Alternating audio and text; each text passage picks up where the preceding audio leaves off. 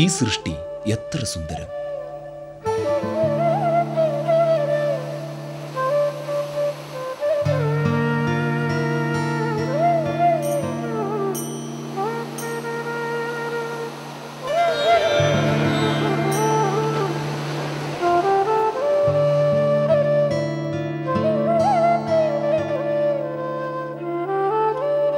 ദൈവം തൻ്റെ രൂപത്തിലും സാദൃശ്യത്തിലുമാണത്രേ മനുഷ്യനെ സൃഷ്ടിച്ചത് എന്ന് പറയുന്നു.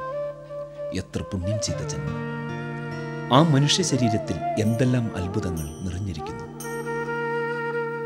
സൃഷ്ടിയോടൊപ്പം തന്നെ രോഗങ്ങളും ഉണ്ടായിരിക്കുന്നു. അല്ലെങ്കിൽ ഈ അവസ്ഥ തുടങ്ങിയതെപ്പോൾ? എണ്ണിയാലൊടുങ്ങാത്ത രോഗങ്ങളുണ്ട്. ശാസ്ത്രം കണ്ടുപിടിച്ചതും അല്ലാത്തതുമായി എത്ര, പകർച്ചവ്യാധികളും അല്ലാത്തതും.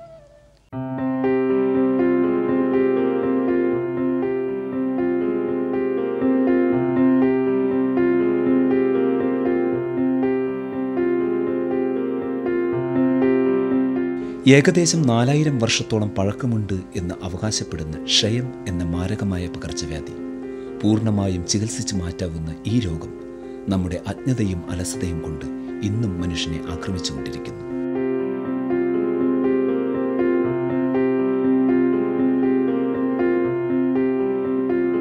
ക്ഷയരോഗം പടർത്തുന്ന രോഗാണുവായ മൈക്കോബാക്ടീരിയം ട്യൂബർകുലോസിസ് നമ്മുടെ ചുറ്റിലും എവിടെയോ ഒളിഞ്ഞിരിക്കുന്നു.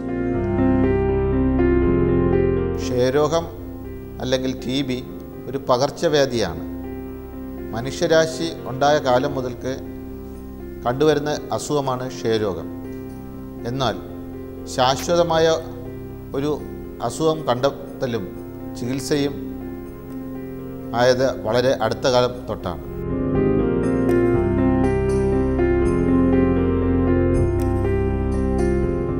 അന്തരീക്ഷത്തിൽ നിന്നും ശ്വാസം എടുക്കുന്ന ഏതൊരു വ്യക്തിക്കും ക്ഷയരോഗം പിടിപെടാം. കാരണം ഇതൊരു ശ്വാസവായുവിൽ കൂടി പകരുന്ന അസുഖമാണ് ക്ഷയരോഗം. ശ്വാസകോശത്തിലൂടെ എത്തുന്ന മൈക്കോബാക്ടീരിയം എന്ന രോഗാണു ശ്വാസകോശത്തെ തന്നെയാണ് കൂടുതലായി ബാധിക്കുന്നത്.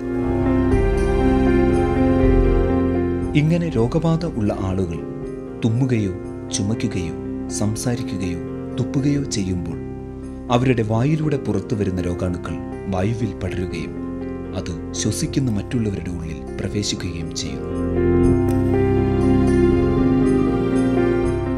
ഇത്തരത്തിൽ ഒരു ക്ഷയരോഗിക്ക് ഒരു വർഷത്തിൽ 10 മുതൽ 15 വ്യക്തികളെ വരെ രോഗികളാക്കി മാറ്റുവാൻ കഴിയുന്നു.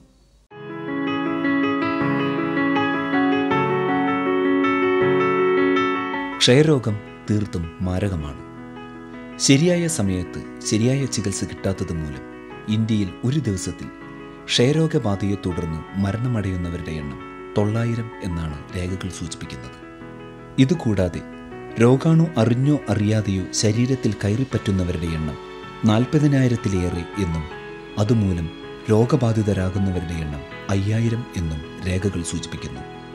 അതിനാൽ ഈ രോഗം വരാതെ സൂക്ഷിക്കുക എന്നതാണ് നമ്മൾ ചെയ്യേണ്ടത്.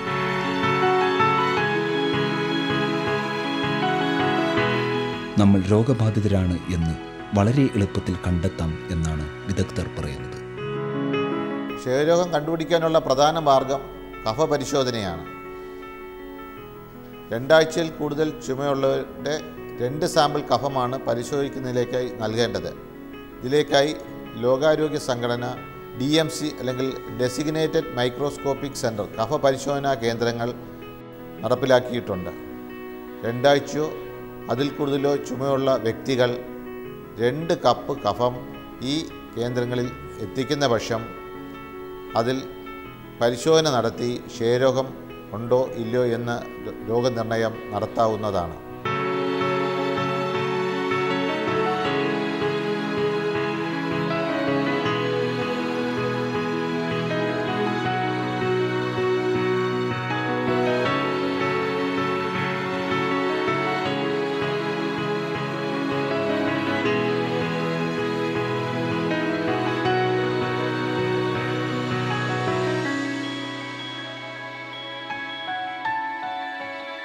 ശ്രദ്ധിക്കുക, 2 ആഴ്ചയിലധികം നീണ്ടു നിൽക്കുന്ന ചുമ, വൈകുന്നേരങ്ങളിൽ മാത്രം മുടങ്ങാതെ വരുന്ന പനി, നെഞ്ചുവേദന, ശരീരഭാരം കുറയുക, വിശപ്പില്ലായ്മ അനുഭവപ്പെടുക, ചുമയ്ക്കുമ്പോൾ രക്തക്കറയുള്ള കഫം വരിക, ശ്വാസം മുട്ടൽ അനുഭവപ്പെടുക, ശരീര തളർച്ച ഉണ്ടാവുക എന്നിവയാണ് ഈ രോഗത്തിൻ്റെ പ്രധാന ലക്ഷണങ്ങൾ.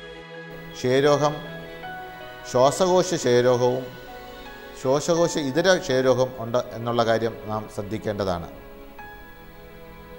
മൊത്തം ക്ഷയരോഗത്തിൽ 80% ശ്വാസകോശ ക്ഷയരോഗമാണെങ്കിൽ 20% ക്ഷയരോഗങ്ങൾ ശ്വാസകോശ ഇതര ക്ഷയരോഗികളാണ്.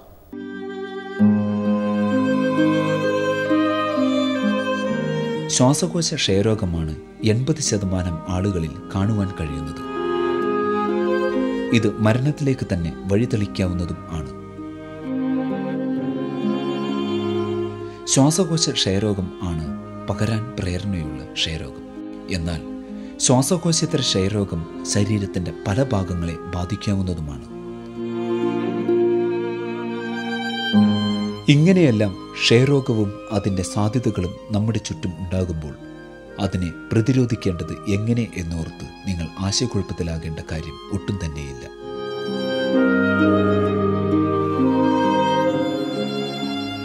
അതിനായാണ് ഡയറക്ടറേറ്റ് ജനറൽ ഓഫ് ഹെൽത്ത് സർവീസിൻ്റെയും ministry of health and family വെൽഫെയറിൻ്റെയും ആഭിമുഖ്യത്തിൽ നമ്മുടെ സർക്കാർ പുതുക്കിയ ദേശീയ ക്ഷയരോഗ നിയന്ത്രണ പരിപാടി അഥവാ revised national tuberculosis control programme എന്ന RNTCP പദ്ധതി നിലവിൽ കൊണ്ടുവന്നത്.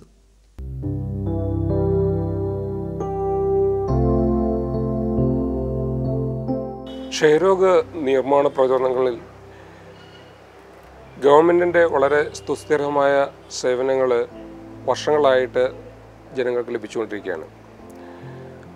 ഈ പ്രവർത്തനങ്ങൾ revised national tuberculosis control programme എന്ന ഈ പ്രവർത്തനത്തിൽ കൂടി ലക്ഷക്കണക്കിന് ക്ഷയരോഗികളെ കണ്ടുപിടിക്കാനും അവർക്ക് ഫലപ്രദമായ ചികിത്സ കൊടുക്കാനും ഇവിടെ പ്രോഗ്രാമിന് സാധിച്ചിട്ടുണ്ട്. ആരോഗ്യമേഖലയിൽ RNTCP പ്രോഗ്രാം ഒരു ട്യൂബർകുലോസിസിൻ്റെ ഒരു രണ്ടാം വരവ് തടയൽ ലക്ഷ്യമാക്കിക്കൊണ്ടുള്ള ഒരു മൂവ്മെൻറ്റാണ്. അത് ജനറലായിട്ടുള്ള OPയിൽ വരുന്ന ഒരു 40% വരുന്ന റെസ്പിറേറ്ററി ഇൻഫെക്ഷൻസ് അതിനകത്തിൽ നിന്ന് ജനറലായിട്ട് സ്ക്രീനിങ് ചെയ്താണ് ഈ ട്യൂബർകുലോസിനെ ഐഡൻറ്റിഫൈ ചെയ്യേണ്ടിയിരിക്കുകയാണ്.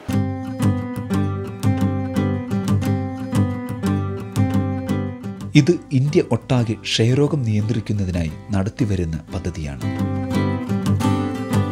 ഇന്ത്യയിൽ ആദ്യമായി 1962 നാഷണൽ TB പ്രോഗ്രാം അല്ലെങ്കിൽ NTB എന്ന പരിപാടി ക്ഷയരോഗ നിർമ്മാർജ്ജനത്തിനായി നമ്മുടെ സർക്കാർ പരിചയപ്പെടുത്തുകയുണ്ടായി. എന്നാൽ 1992 നടത്തിയ റിവ്യൂവിൽ കണ്ടെത്താനായത് ഇന്ത്യയിൽ ആകെയുള്ള ക്ഷയരോഗികളിൽ 30% പേരിൽ മാത്രമാണ് രോഗം കണ്ടെത്താൻ സാധിച്ചിട്ടുള്ളൂ എന്നും അതിൽ 30% പേർക്ക് മാത്രമാണ് രോഗവിമുക്തി നേടാൻ സാധിച്ചിട്ടുള്ളൂ എന്നും വ്യക്തമായി. അതിനുശേഷം നടത്തിയ പൈലറ്റ് സ്റ്റഡിയെ ആധാരമാക്കിയാണ് 1993 പുതുക്കിയ ദേശീയ ക്ഷയരോഗ നിയന്ത്രണ പരിപാടി നിലവിൽ വന്നത്. അതിൻ്റെ ഭാഗമായി വേൾഡ് ഹെൽത്ത് ഓർഗനൈസേഷൻ നിർദ്ദേശിച്ച പ്രകാരം ഡോട്ട്സ് സ്ട്രാറ്റജി എന്ന പേരുള്ള പുതിയ രീതി RNTCP ഇന്ത്യയിൽ പരിചയപ്പെടുത്തുകയും ചെയ്തു.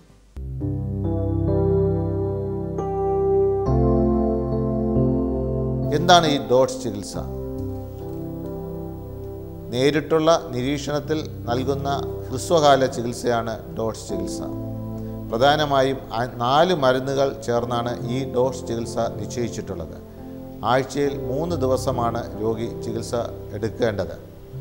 ഈ ചികിത്സ ലഭ്യമാക്കുന്നത് അംഗൻവാടി മുതൽ എല്ലാ ആരോഗ്യ കേന്ദ്രങ്ങളിലും ഈ മരുന്ന് ലഭ്യമാക്കിയിട്ടുണ്ട്.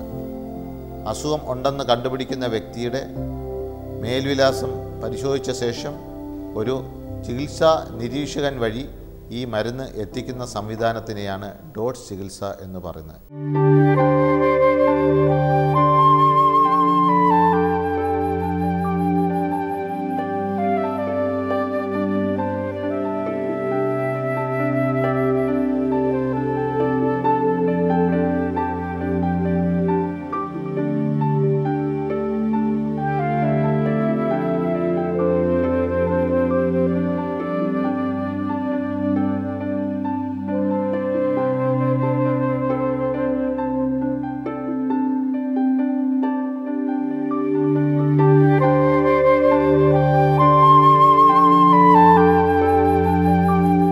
പദ്ധതി പ്രകാരം ഒരു രോഗിക്ക് ഡോട്ട് പ്രൊവൈഡറിന്റെ നേരിട്ടുള്ള നിരീക്ഷണത്തിലാണ് ചികിത്സ നടപ്പിലാക്കുന്നത്. അതിനാൽ രോഗിക്ക് ശുശ്രൂഷ ഏതു സമയത്തും ഉറപ്പുവരുത്തുവാൻ കഴിയും എന്നതാണ് ഈ പദ്ധതിയുടെ നേട്ടം. വേൾഡ് ഹെൽത്ത് ഓർഗനൈസേഷന്റെ ശുപാർശയിലുള്ള ഡോട്ട്സ് എന്ന രീതിയുടെ ലക്ഷ്യം ശരിയായ മരുന്ന് ശരിയായ അളവിൽ ശരിയായ നേരങ്ങളിൽ രോഗിക്ക് ലഭിക്കുക എന്നത് തന്നെയാണ്.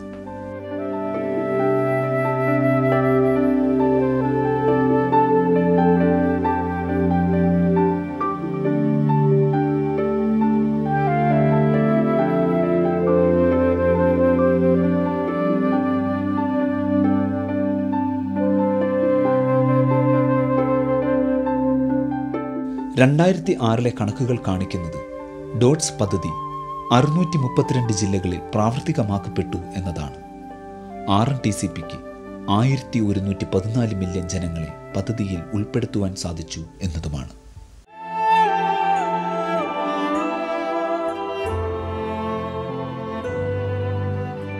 ക്ഷയരോഗ നിയന്ത്രണം സർക്കാരിൻ്റെ മാത്രം ഉള്ള ഒരു പ്രവർത്തനം അല്ല.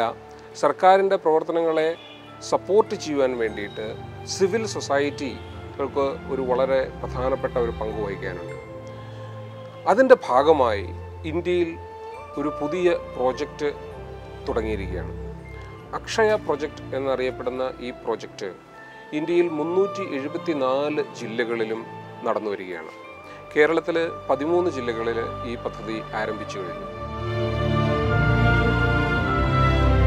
പ്രോജക്റ്റ് അക്ഷയയിലൂടെ ലക്ഷ്യമാക്കുന്നത് കൂടുതൽ പേരിലേക്ക് RNTCPയുടെ ശ്രമങ്ങൾ തികച്ചും വ്യക്തതയോടെയും പൂർണ്ണതയോടെയും എത്തിക്കുക എന്നതാണ്. കേരളത്തിൽ ഈ പ്രവർത്തനങ്ങളിൽ വേണ്ടിയിട്ട് മുഖ്യ പങ്ക് വഹിക്കുന്നത് ചായ് എന്ന സംഘടനയാണ്. ഈ സംഘടന വഴി നമ്മൾ പ്രധാനമായിട്ടും ഉദ്ദേശിക്കുന്നത് NGO സമൂഹത്തിൻ്റെ ഗ്രാസ് റൂട്ട് ലെവലിലുള്ള NGOമാരെ ട്രെയിൻ ചെയ്യുക, TB കൺട്രോളിന് വേണ്ടിയിട്ട് അവരെ ട്രെയിൻ ചെയ്യുക, അവർക്ക് വേണ്ട എല്ലാവിധ സഹായങ്ങളും നൽകുക. അതോടൊപ്പം പ്രോഗ്രാമും TB കൺട്രോൾ പ്രോഗ്രാം, ഗവൺമെൻറ്റിൻ്റെ TB കൺട്രോൾ പ്രോഗ്രാമായി തോളോട് തോൾ ചേർന്ന് പ്രവർത്തിക്കുക എന്നത് തന്നെയാണ്. 1943 സ്ഥാപിതമായ Catholic health association of India ഇന്ത്യയിൽ വലുതും ചെറുതുമായി ആരോഗ്യമേഖലയിൽ പല പ്രസ്ഥാനങ്ങളും നടത്തിവരുന്നു.